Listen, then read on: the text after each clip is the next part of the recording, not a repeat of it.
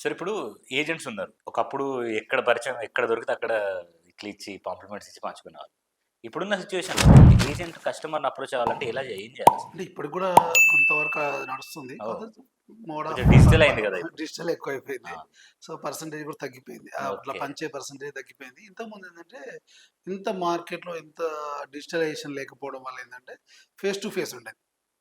Okay. Face to face conversion ఉండేది. ఎమ్మటే deal గూడా ఎందుకంటే, ఫేస్ టు ఫేస్ కన్వర్షన్ ఉంటది కాబట్టి, ఎమ్మటే క్లోజింగ్ అయ్యే అవకాశం ఎక్కువుండేది. ఇవాళ ఎంత డిజిటలైజేషన్ అయిపోయిందో, క్లోజింగ్ గూడా అంతే అదయిపోయింది. హ్మ్. సో, ఎందుకంటే కస్టమర్ ఎవరో తెలవదు. మార్కెటింగ్ ఎవరో తెలియదు. సో, ఏదున్నా గూడా మనకు డిజిటలైజ్‌గానే జనరేట్ అవుతుంది. కాకపోతే ఏందంటే, ఇవాళ డిజిటలైజ్ ద్వారా ఎక్కువ క్లయింట్స్‌ని రీచ్ అవుతున్నాం మనము. ఎక్కువ మందిని జనరేట్ చేసే అవకాశం ఉంది. బిజినెస్ మోడ్ గూడా ఎక్కువ పెరిగింది ఇప్పుడు. హ్మ్. హ్మ్. హ్మ్. అవును. గతంలో ఇట్లా లేదు. యెస్. ఏందంటే, యెస్. తిరుగుతూ ఉండేవాళ్ళు. కస్టమర్ కోసం తిరుగుతుండేవాళ్ళు. వాళ్ళ కస్టమర్ కోసం మనం తిరగాల్సిన పని లేదు. హ్మ్. ఎందుకంటే, ప్రతి స్మార్ట్ ఫోన్ ఉన్న ప్రతి ఒక్కరికి మన ప్రోడక్ట్ వాళ్ళ దగ్గరికెళ్ళిపోతది.